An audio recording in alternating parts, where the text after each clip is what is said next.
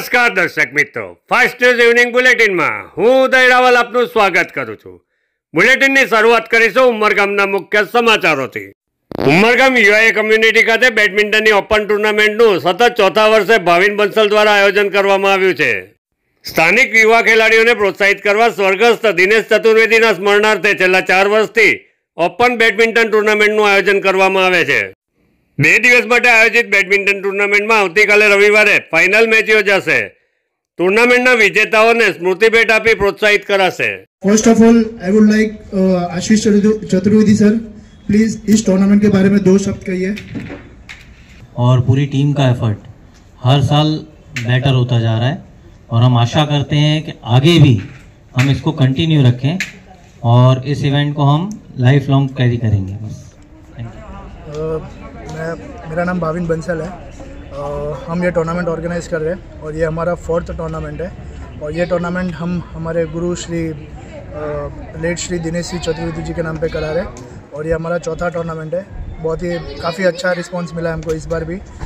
पिछले साल हमने इवेंट किया था, उसमें 120 पार्टिसिपेंट्स है। इस बार मोस्ट प्रोबेबली 150 तक हो चुका है, तो हमें बहुत खुशी हो रही है। और हमें हमारे सर आशीष चतुर्वेदी, मेरे फादर मदन लाल जी बंसल, हमारे वापी के हेड कोच कृतिक शाह का बहुत सहयोग मिला है और हम चाहते हैं कि ये सहयोग हमें रेगुलरली मिलता रहे और हम ये टूर्नामेंट आगे करते रहे। श्री शिवशक्ति सहयोग सेवाश्रम चैरिटेबल ट्रस्ट द्वारा શિયાળાની કડકડતી ઠંડીમાં જરૂરિયાતમંદોને ધાબળા વિતરણ કરાયા હતા। પ્રમુખ મણિભાઈ પટેલના નેતૃત્વમાં ધરમપુર કપરાડા જેવા અંતરિયાળ વિસ્તારોમાં જરૂરિયાતમંદોને ધાબળા વિતરણ કરી જનસેવા જ પ્રભુ સેવાનું સૂત્ર શ્રી શિવશક્તિ સહયોગ સેવાશ્રમ ચેરિટેબલના સેવાભાવી સભ્યોએ સાર્થક કર્યું હતું। પ્રેરણારૂપ પ્રસંગે કથાકાર પૂજ્ય ચંદુભાઈ શુક્લ તથા સંસ્થાના હોદ્દેદારોની વિશેષ ઉપસ્થિતિ જોવા મળી હતી। વાપી છરવાડા ચોકડી પાસે કટ ખુલ્લો મુકાતા વાહન ચાલકો રાહતની લાગણી અનુભવી રહ્યા છે। શુક્રવારના રોજ વાપી ડિવિઝનના DYSP BN Dave, Valsad traffic શાખાના પીઆઈ કેડી પંત, માજી વીઆઈએ પ્રમુખ યોગેશભાઈ કાબરિયા, મિલનભાઈ દેસાઈ, નોટિફાઈડ ચેરમેન હેમંતભાઈ પટેલ સહિતના મહાનુભાવોની ઉપસ્થિતિમાં કટ ખુલ્લો મુકાયો હતો। વાપી અને આસપાસના વિસ્તારમાં છેલ્લા કેટલાક સમયથી ચોર ટોળકીઓએ તરખાટ મચાવી કાયદો અને વ્યવસ્થા સામે પડકારો ઊભા કર્યા હતા। છેવાડાના વિસ્તારમાં એકલ દોકલ મકાનો તેમજ બંગલા સહિત મંદિરોને તેઓએ નિશાન બનાવ્યા હતા। ડિસેમ્બર મહિનાના છેલ્લા અઠવાડિયામાં ચોર ટોળકીએ જૈન સંઘના મંદિર અને ઉપાશ્રયને નિશાન બનાવ્યું હતું। હિતકારક જૈન સંઘના મંદિર અને ઉપાશ્રયમાંથી ચોર ટોળકીએ 30 તોલાથી વધુ સોનું તેમજ 1.35 લાખની કિંમતના ચાંદીના દાગીનાની ચોરી કરી હતી। ચોરીની ઘટના બાદ ગણતરીના દિવસોમાં જ વલસાડ જિલ્લા પોલીસે ચોર ટોળકીના 3 સાગરીતોને ઝડપી પાડ્યા હતા।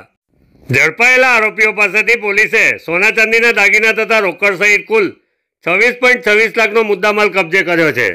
જૈન સંઘ છે, સર્વહિતકારક જૈન સંઘ, એના ઉપાશ્રયમાંથી મોટી ચોરી થયેલી હતી, જેમાં સોનાના 30 તોલાના દાગીના, 1.5 કિલો ઉપર ચાંદી અને સાથે સાથે 2.5 લાખ રૂપિયા જેટલા રોકડાની રકમ, કુલ મળીને 24 લાખ રૂપિયા જેટલા રકમની ઘરફોડ થયેલી હતી। અને આની સાથે સાથે અન્ય 3 પણ મોટી ઘરફોડના બનાવો બનેલા હતા। આ બનાવોના ગંભીરતાને ધ્યાને રાખીને ડીવાયએસપી વાપી ડિવિઝન, એની સાથે સાથે વાપી ટાઉન પીઆઈ, એની સાથે સાથે ક્રાઇમ બ્રાન્ચ અને એસઓજી પીઆઈ, આ તમામ અધિકારીઓની અલગ અલગ 6 ટીમો બનાવવામાં આવી હતી। અને જેની અંદર ક્રાઇમ બ્રાન્ચ પીએસઆઈ ધનેસા અને એની ટીમને એક ચોક્કસ હકીકતના આધારે જે આ આરોપી છે, આ બનાવને અંજામ આપનારા, ઘરફોડ કરનારા આરોપી છે, એને પકડવામાં ખૂબ મોટી સફળતા મળી છે।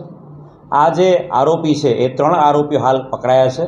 રાહુલ બાબુરાવ સિરસાટ, અજય બાડિયા જે મરાઠી છે દગડુ, અને સાથે સાથે શિવા વસોનિયા, આ 3 આરોપીને હાલ પકડવામાં સફળતા મળી છે।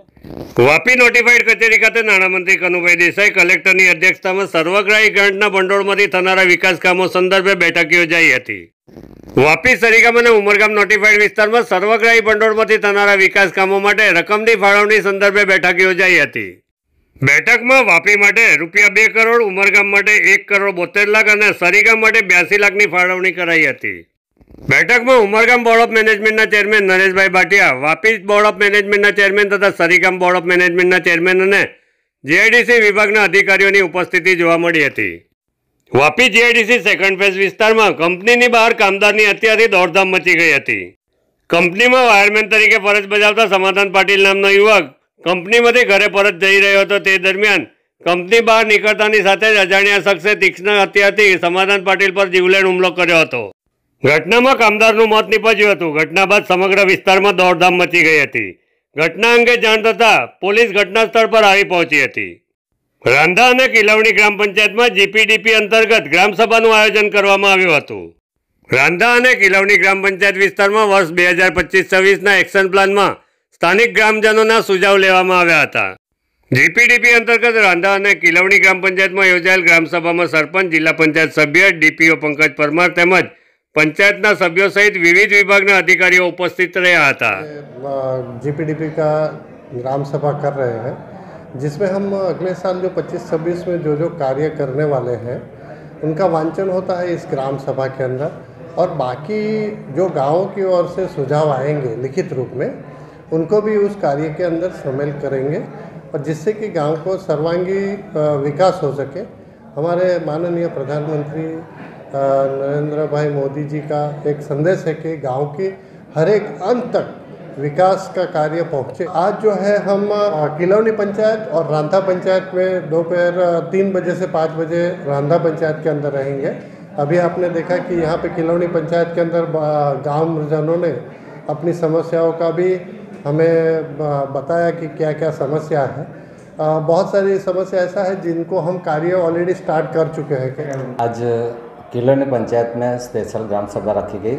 2 जीपीडीपी का जो एनुअल प्लान जो भी हम लेने वाले हैं उसके संदर्भ में आज किलवनी पंचायत पे ग्राम सभा रखा गया था। जिला पंचायत के डीपीओ, हर एक डिपार्टमेंट से स्टाफ आए थे, और ग्रामजनों के बीच हमने 2025-26 का एनुअल एक्शन प्लान जो लेना है उसके बारे में माहिती दी, और सभी गाँव किलवनी पंचायत के गाँव वालों ने उसमें बढ़ चढ़ के हिस्सा लिया। फास्ट न्यूज इवनिंग बुलेटिन में आज बस आटलू ज। आवती काले फरी मळीशुं। नमस्कार।